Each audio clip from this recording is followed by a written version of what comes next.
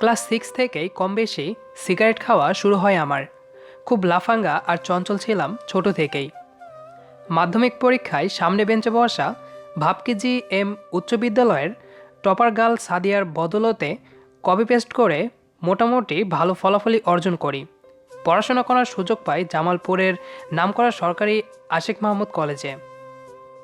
দিনটি ছিল রবিবার।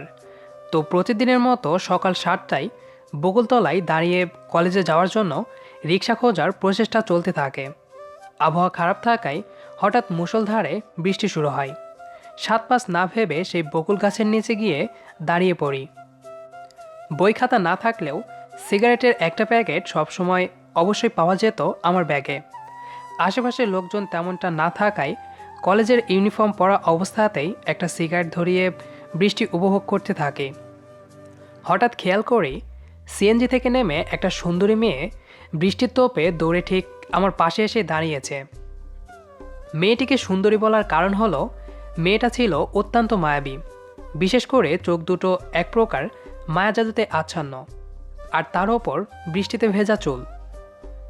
জীবনে কোনো দিন এত সুন্দর মেয়ে আমার 14 গোষ্ঠী দেখেছে কি না সেটা নিয়েও হয়তো সন্দেহ করলে খুব একটা ভুল হবে না। বৃষ্টি থামার কোনো নাম নেই। মেয়েটা চুপচাপ আমার পাশেই দাঁড়িয়ে আছে, আর লজ্জা শরম সব মহাশূন্যে পাঠানোর দরুন আমি তার পাশে দাঁড়িয়ে সিগারেট টেনেই চলেছি। মেয়েটি বারবার তার ভ্যানিটি ব্যাগ থেকে মোবাইল বের করে টাইম চেক করেই যাচ্ছে। বৃষ্টির জন্য তখন প্রায় সকাল 9টা বেজে গেছে। বুঝতে পারি মেয়েটা হয়তো কোনো তাড়াহুড়োয় আছে। আগেই বলেছি লজ্জা শরম সব মহাকাশে দিয়ে পাঠিয়েছি, তাই অত কিছু না ভেবে মেয়েটিকে জিজ্ঞেস করি, আপনার বোধহয় তাড়া আছে, তাই না? জি। কোথায় যাবেন? 5 রাস্তা। আমিও সেদিকেই যাব। ও আচ্ছা।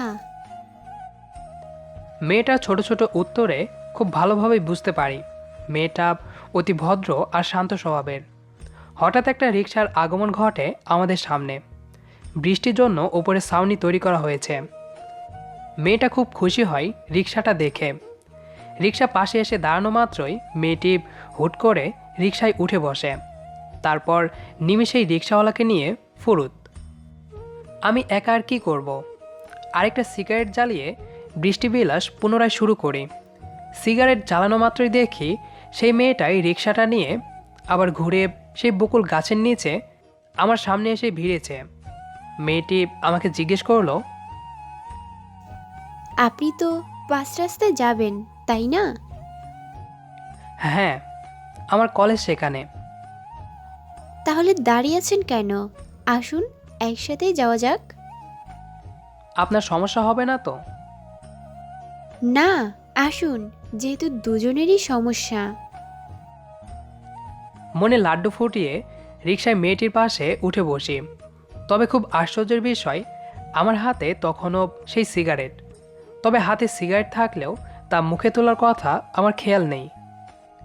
কারণ পাশে বসা মেয়েটির চুল থেকে কেন জানি না এক অদ্ভুত সুগন্ধ ভেসে আসতে থাকে। আমি যেন বারবার সেই চুলের সুগন্ধে মাতাল হওয়ার উপক্রম। কিছুক্ষণ যাওয়ার পর খেয়াল করলাম মেয়েটি তার মোবাইলে ফেসবুক লগ ইন করে। লগ ইন করে মেয়েটি লেখালেখি আর বইপোকা গ্রুপের লেখাগুলো পড়তে শুরু করে। মেয়েটির এই জাতীয় গ্রুপের প্রতি আগ্রহ দেখে খুব ভালোই লেগেছিল। ভাবছিলাম মেয়েটা হয়তো খুব ভালোই হবে, কারণ ছোটবেলা থেকেই বিশ্বাস করতাম সাহিত্যের ওপর যেসব মেয়েদের ঝোঁক বেশি তারা খুব ভালো মনের অধিকারী হয়ে থাকে। তো মেয়েটি হঠাৎ একটা লেখা পড়ে খুব হাসতে শুরু করে। আমি তার হাসিতে এতটাই ডমিনেট হয়ে পড়ি যে তাকে জিজ্ঞেস করেই বসি, হাসছেন কেন? একটা মজার গল্প ছিল। কিসের গল্প? সিগারেট এত খান কেন? এই প্রশ্ন শুনে মাথা চক্কর দিয়ে ওঠে। কি প্রশ্নের বদলে কি প্রশ্ন পেলাম রে বাবা! তবে এই প্রশ্নের উত্তর তো আমার কাছে নেই। এমনিই ভালো লাগে তাই খাই। কি এমনটা পান এই সিগারেটে? তেমন কিছু না, তবে ভালো লাগে। আপনি বড্ড বিরক্তকর। মেয়েটি হঠাৎ রেগে গেল। যে মেয়েটিকে এতক্ষণ ভালো মনে হচ্ছিল সেই মেয়েটিকেই এখন সামান্য সিগারেটের প্রতি ওভাররিঅ্যাক্ট দেখে খুব ঢঙ্গি মনে হচ্ছে। তবে আমিও কম চাই না। মেয়েটি মুখ ঘুরিয়ে তখন ফেসবুকে লেখাগুলো পড়ছে, আর আমি সিগারেট টেনেই চলেছি। এর মাঝে 5 রাস্তায় চলে আসি। ফর্মালিটি রক্ষার্থে আমি আগে নেমে রিকশার ভাড়া দিতে যাব। অমনি মেয়েটি আমার হাত টেনে ধরে, আর হাত ধরেই বলতে থাকে,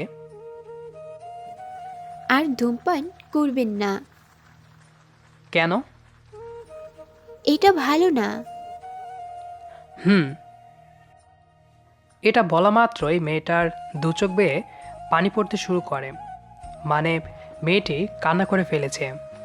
মেয়েটি তখনও আমার ডান হাত শক্ত করে ধরে রেখেছে। আমি অবাক হয়ে থতমত খেয়ে জিজ্ঞেস করি, কি হয়েছে? কান্না করছেন কেন? আপনি প্লিজ এসব ছাই পাতা খাবেন না।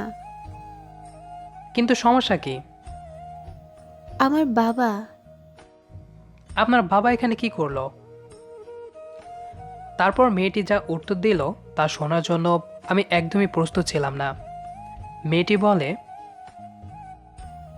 আমার বাবা ছিল একজন চেইন স্মোকার। মার অনেক বারণ সত্ত্বেও সিগারেটের প্রতি বাবার অনেক ঝোঁক ছিল। এক পর্যায়ে এই সিগারেটের ঘন ধোঁয়ায় নিরুদ্দেশ হয়ে যায় বাবা। অতিরিক্ত ধূমপানের জন্য ফুসফুসে ক্যান্সার ধরা পড়ে। কিছুদিন হলো বাবা মারা গিয়েছেন।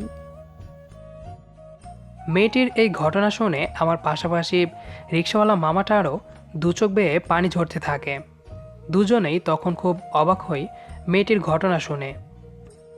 তারপর মেয়েটি পুরো রিক্সা ভাড়া দিয়ে হঠাৎ রেল লাইনের রাস্তা দিয়ে হাঁটতে শুরু করে। আমারও কলেজে পরীক্ষা থাকায় বেশি দেরি না করে কলেজে ঢুকে পড়ি। সেটি ছিল মেয়েটির সাথে আমার প্রথম আর শেষ দেখা। পরীক্ষা শেষে বন্ধুবান্ধব নিয়ে 5 রাস্তায় ও রেল লাইনের চারপাশ খুঁজলেও মেয়েটিকে আর খুঁজে পাই না। মেয়েটি তার বাবাকে হারানোর ঘটনা আমার ডান হাতটা চেপে ধরে বলেছিল। হয়তো এই ঘটনা পুনরাবৃত্তিতে সেই খুব ভয় পেয়েছিল, কারণ ঘটনায় যে ছিল এক করুণ ইতিহাস। সামান্য ছোট সিগারেটের ধোঁয়ায় নিজের বাবাকে হারিয়ে ফেলার ইতিহাস। যাই হোক, মেয়েটিকে আমি আর কোনোদিন বকুলতলা বা 5 রাস্তায় দেখতে পাইনি। এখন অনার্সে পড়ি। মাঝখানে প্রায় অনেকটা সময় কেটে গেছে। সিগারেট খাওয়াও এখন অনেক কমে গেছে। 2 দিন পর হয়তো ইনশাল্লাহ আর এই সিগারেট ছুঁয়েও ধরবো না।